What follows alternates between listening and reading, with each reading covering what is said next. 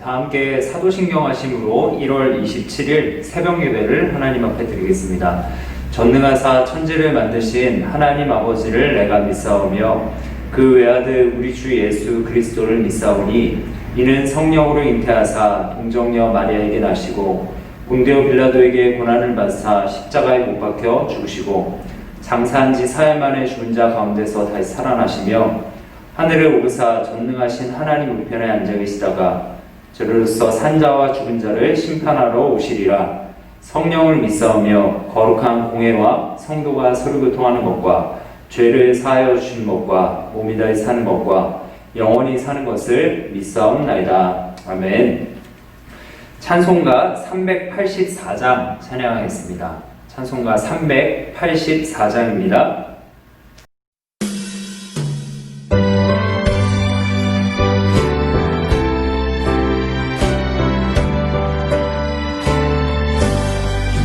나의 갈 길 다가도록 예수 인도하시니 내 주 안에 있는 긍휼 어찌 의심하리요. 믿음으로 사는 자는 하늘 위로 받겠네. 무슨 일을 만나든지 만사 형통하리라. 무슨 일을 만나든지 만사 형통하리라. 나의 갈 길 다가도록 예수 인도하시니 어려운 일 당한 때에도 좁은 은혜 주시네. 나는 심히 고단하고 영혼 매우 가라나 나의 앞에 반석에서 샘물나게 하시네. 나의 앞에 반석에서 샘물나게 하시네.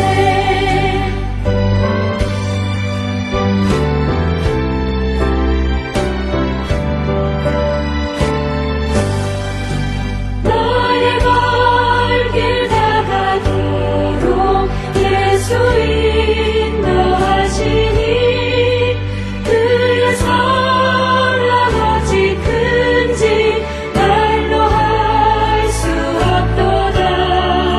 성령 강화 받은 영혼 하늘 날아갈 때에 영영 부를 나의 찬송 예수 인도하셨네. 영영 부를 나의 찬송 예수 인도하셨네. 아멘. 오늘 하나님께서 이 새벽에 우리에게 주시는 말씀은 민수기 20장 1절에서 13절 말씀입니다. 민수기 20장 1절에서 13절 말씀입니다. 제가 봉독하겠습니다. 첫째 달에 이스라엘 자손 곧 온 회중이 신광야에 이르러 백성이 가데스에 머물더니 미리암이 거기서 죽음에 거기서 장사되니라. 회중이 물이 없으므로 모세와 아론에게로 모여드니라. 백성이 모세와 다투어 말하여 이르되 우리 형제들이 여호와 앞에서 죽을 때에 우리도 죽었더라면 좋을 뻔하였도다. 너희가 어찌하여 여호와의 회중을 이 광야로 인도하여 우리와 우리 짐승이 다 여기서 죽게 하느냐. 너희가 어찌하여 우리를 애굽에서 나오게 하여 이 나쁜 곳으로 인도하였느냐. 이곳에는 파종할 곳이 없고 무화과도 없고 포도도 없고 석류도 없고 마시물도 없도다.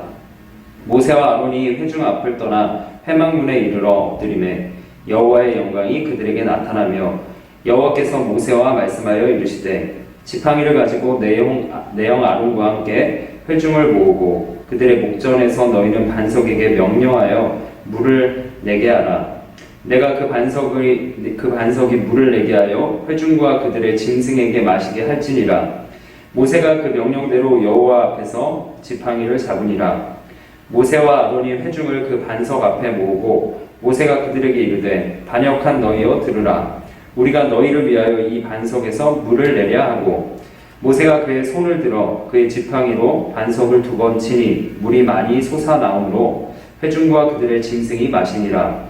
여호와께서 모세와 아론에게 이르시되 너희가 나를 믿지 아니하고 이스라엘 자손의 목전에서 내 거룩함을 나타내지 아니함으로 너희는 이 회중을 내가 그들에게 준 땅으로 인도하여 드리지 못하리라 하시니라. 이스라엘 자손이 여호와와 다투었으므로 이를 무리바 하니라. 여호와께서 그들 중에서 그 거룩함을 나타내셨더라. 아멘. 이 새벽 가운데 나오신 여러분들 환영하고 축복합니다. 오늘은 해결되지 않는 문제 앞에서 라는 제목으로 하나님의 말씀을 전하겠습니다. 이스라엘 백성들은 해결되지 않는 이 문제 앞에서 절망하는 모습을 보여주게 됩니다. 어제는 이 광야를 지나는 이스라엘 백성들에게 물이 얼마나 귀하고 중요했는지를 살펴보았습니다. 하나님은 광야를 지나는 이 당신의 사랑하는 백성들에게 이 마실 물보다 더 중요하고 우선되는 물, 즉 정결하게 하는 물이 있어야 함을 말씀하셨습니다. 마치 사람이 떡으로만 살 것이 아니요 하나님의 입에서 나오는 모든 말씀으로 산다. 그 영의 만나 하나님의 말씀을 들어야 한다는 말씀처럼 우리의 삶에 있어서도 먹는 물도 중요하지만 이 정결하게 하는 물, 우리의 영혼을 씻어야 할 물이 너무나 중요한 것을 말씀하셨죠. 이제 이 민수기 20장에서는 이스라엘 백성들은 다시 이 물에 관한 문제를 겪게 됩니다. 20장 이전에는 정결하게 하는 물이 였다면 이제는 마시는 물에 대한 실제적인 문제였습니다. 1절에서 3절을 보니까 이스라엘은 이 38년 동안 이 광야를 돌아다니다가 다시 이 가데스라는 곳에 가데스 바네아로 다시 돌아오게 되었습니다. 그리고 거기서 이 미리암이 죽게 됩니다. 이스라엘 백성들은 물이 귀한 이 광야에서 38년 동안이나 살았으니까 38년이 짧지 않은 기간이지 않습니까? 이 기간 동안 살았으니까 이 물을 아껴서 어떻게 사용해야 하는지를 잘 알았습니다. 그리고 그것이 몸에 배어 있었을 것입니다. 그러나 그들에게 이 물에 관한 실제적인 문제는 여전히 어려웠고 해결되지 않는 그런 문제였습니다. 그리고 이 출애굽 1세대를 대표하는 인물 가운데 거의 마지막이라고 할 수 있는 미리암이 가데스에 도착했을 때 죽게 됩니다. 여러분 한번 생각해 보십시오. 여러분이 이스라엘 백성이라고 한번 생각해 본다면 이스라엘 백성들은 원하든지 원하지 않든지 이 하나님의 말씀을 따라 이 광야를 따라다녔고 그 결과로 그들은 38년 전에 왔던 곳인 이 가데스 바네아에 다시 오게 되었습니다. 그리고 그들의 문제는 그런데 이곳에 왔죠. 그들이 그곳에 순종하여 왔지만 그들의 물 문제는 여전히 38년이라는 굉장한 기간이 지났지만 여전히 그들에게 물의 문제는 해결되지 않은 그런 상태였습니다. 여기서 이스라엘 백성들이 그냥 잠잠히 있고 하나님을 신뢰했으면 좋았을 텐데 그들의 불만이 폭발하고 말았습니다. 결국에 지도자 모세를 원망하고 이 불신하는 비난을 퍼붓게 됩니다. 이 본문 4, 5절에 나와 있는데 38년이나 이 광야 생활을 하면서 얼마나 고생을 했겠습니까? 그런데 자신들의 가장 중요하고 실제적인 문제, 물의 문제가 해결되지 않은 것에 이스라엘 백성들이 굉장히 절망했던 것 같습니다. 우리에게도 이런 문제가 있지 않습니까? 굉장히 오랜 기간 동안 하나님 앞에 그럼에도 내가 신앙생활 어려운 가운데서도 하나님 말씀 앞에 순종하면서 신앙생활을 하고 있지만 심지어 38년이나 지났지만 여전히 자녀의 문제가 있고 내 아내의 문제가 있고 물질의 문제가 사라지지 않는 것을 우리는 많이 겪으며 살아가게 되는 것입니다.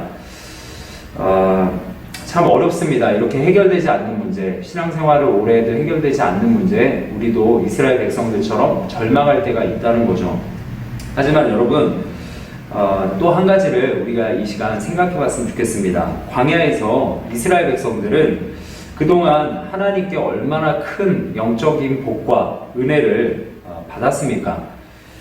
하나님께서 베풀어 주신 기적이 얼마나 많았습니까? 이스라엘은 하나님께 은혜와 복을 받고 기적을 경험을 많이 했죠. 우리 인생 가운데도 많지 않습니까? 하나님께서 과거를 되돌아보면 우리의 신앙생활 가운데 하나님께서 베풀어 주신 기적과 은혜가 얼마나 큰지 모릅니다. 이스라엘 백성들은 이 은혜와 기적을 경험한 그 순간에는 기뻐하고 굉장히 감사했습니다. 또 그 순간에는 하나님을 찬양했습니다. 그러나 시간이 흐르면서 그들이 잊어버렸던 거죠.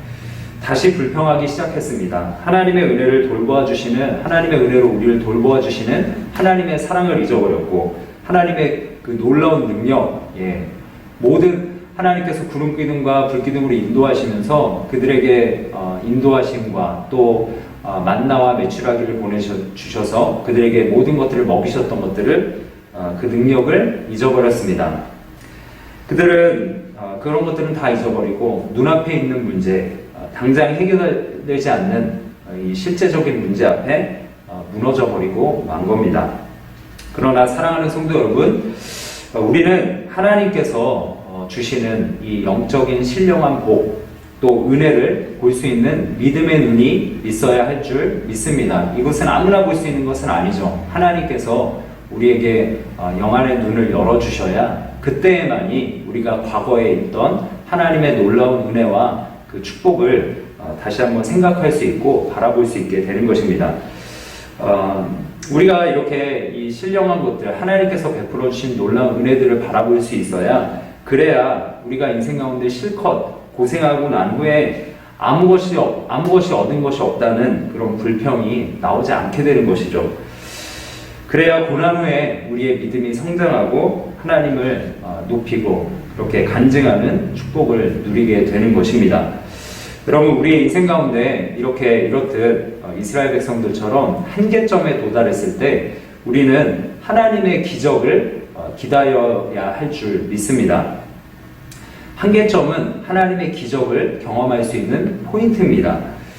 38년 만에 이스라엘 백성들은 다시 심각한 이 물 부족으로 고통을 받게 되었습니다.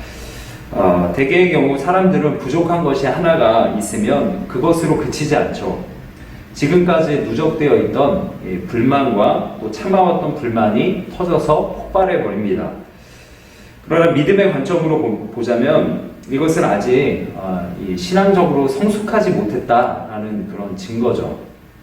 그러므로 우리는 어떠한 불만이 생길 때 그것이 다른 것으로 더 확대되지 않도록 주의를 해야 할 것입니다. 사랑의 감정도 전이가 돼서 계속해서 다른 사람들을 사랑하고, 또 칭찬의 감정도 남을 칭찬하다 보면 칭찬이 계속해서 퍼져나가고, 감사하다 보면 감사가 퍼져나가듯이, 그러나 더 독버섯처럼 잘 퍼져나가는 것은 무엇입니까? 불평이죠. 불만이죠. 이 불만이 확대되지 않도록 우리는 주의를 기울여야 합니다. 여러분, 만약에 산에 불이 났다면 그 불이 옆에 나무에 붙지 않도록 빨리 재빠르게 꺼야 되지 않겠습니까? 순식간에 번져나갈 수 있다는 거죠. 가데스에 도착한 이스라엘에게 마실 물이 없었다는 것은 분명 큰 어려움이 맞습니다. 그들은 이렇게 했어야 됐습니다. 지도자 모세에게 찾아와서 지금 우리에게 마실 물이 없습니다 라고 진실하게, 솔직하게, 그리고 실제적으로 고백을 했어야 합니다. 이렇게까지 말했다면 여기까지는 죄가 아닌 거죠. 왜냐면 실제적으로 물이 없다고 하는데 죄가 될 수는 없습니다. 그런데 백성들은 분노하면서 옛날 것까지, 너희가 이곳으로 우리를 출애굽시켜서 이렇게 38년 동안 고생시키지 않았느냐라고 하면서 과거의 일과 합쳐져서 폭발해버린 겁니다. 5절을 보시면 이런 말을 합니다. 5절 한번 읽어보겠습니다. 너희가 어찌하여 우리를 애굽에서 나오게 하여 이 나쁜 곳으로 인도하였느냐? 이곳에는 파종할 곳이 없고 무화과도 없고 포도도 없고 석류도 없고 마실 물도 없도다. 이렇게 모세를 향하여 이 표출한 이 분노와 공격은 사실은 누구를 향한 것이죠? 하나님을 향한 것이었습니다. 우리도 때로는 우리의 주어진 환경 속에서 이렇게 분노와 감사하지 못함이 표출될 때가 있죠. 그것이 누구를 향한 표출입니까? 신앙이 있다면, 하나님의 주권을 받아들이고 살아가는 분이라면 우리의 표출이 하나님께는 표출 못한다고 사람에게 표출하고 있지만 결국에는 누구에게 표출하는 불만입니까? 하나님께 대한 그런 불만으로 표출되고 있는 것이죠. 이런 것을 우리가 주의해야 할 줄 믿습니다. 여러분, 우리가 도저히 더 이상 견딜 수 없다고 느껴지는 이 한계점을 느낄 때가 있죠. 참, 신앙생활 이렇게 오래 해왔는데 나 더 이상 못 견디겠다라고 생각될 때가 있을지 모르겠습니다. 그러나 사랑하는 성도 여러분, 이 시간 다시 한번 믿음의 눈으로 바라봤으면 좋겠습니다. 우리가 다르게 생각해보면, 우리가 이 순간 믿음의 눈으로 바라본다면 지금 우리가 겪고 있는 이 한계점은 곧 하나님의 기적을 경험할 수 있는 중요한 한계점, 그 지점인 줄 믿습니다. 왜냐하면 이스라엘 백성들이 이 한계점에서 불평하지 않고 오히려 하나님 앞에 감사하고 하나님이 채우실 줄 믿습니다. 하나님의 능력을 믿습니다. 라고 고백했다면 정말 감사함으로 그 기적을 경험했을 텐데 결국엔 어떻게 되죠? 이스라엘 백성들이 모세가 이 반석을 쳐서 물이 나오지 않습니까? 그 한계점에서 결국에 하나님은 기적을 드러내시는 하나님이신 줄 우리가 바라보게 됩니다. 사랑하는 성도 여러분, 우리의 인생 가운데 한계점에 부닥치셨습니까? 여러분, 그때가 바로, 지금이 바로 하나님의 놀라운 능력을 경험할 수 있는 그러한 하나님의 능력의 시간인 줄 믿습니다. 여러분, 고생 뒤에는 반드시 축복이 있습니다. 하나님의 나라는 곧 도래하게 될 것입니다. 예수 그리스도의 재림은 곧 임하게 될 줄 믿습니다. 그때가 어느 때인 줄 모르지만 그때까지 우리가 참고 기다려야 하는 것이죠. 여러분, 우리는 이 인생을 살아가면서 믿음으로 하나님의 때를 기다리는 그런 인내가 필요합니다. 그것은 어디로부터 나오게 됩니까? 하나님을 신뢰하는 것으로부터, 하나님의 주권을 믿는 믿음으로부터 나오는 줄 믿습니다. 여러분, 불평하지 마십시오. 또 원망하지 마십시오. 주변 사람들 탓하지 마십시오. 하나님의 때, 우리는 하나님의 백성이기 때문에 하나님의 때를 기다리면서 하나님께서 갚아주시기를, 하나님께서 회복시켜 주시기를 간절히 소망하는 여러분들 되시기를 간절히 소원합니다. 여러분, 지금 한계점이 무슨 때라고요? 하나님의 능력을, 하나님의 기적을 경험할 수 있는 놀라운 지금 시점인 줄 믿습니다. 사랑하는 성도 여러분, 절망하지 마시고 하나님의 때를 기다리며 기도하며 인내하시는 여러분들의 삶이 되기를 간절히 축원합니다. 이 시간 함께 기도하겠습니다. 첫 번째로 해결되지 않는 인생의 문제 앞에서 절망하지 않게 하시고 하나님 한계점에서 믿음으로 인내하고 하나님의 기적을 기대하는 소망을 주소서 기도했으면 좋겠습니다.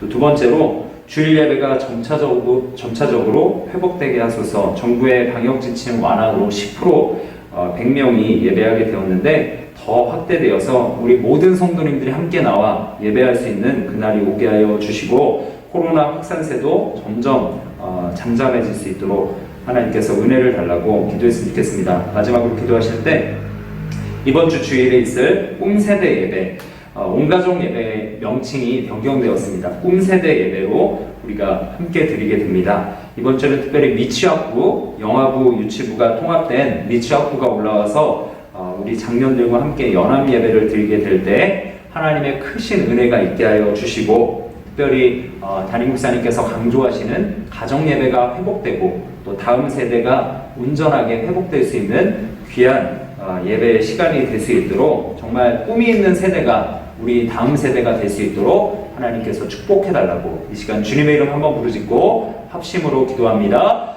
주여!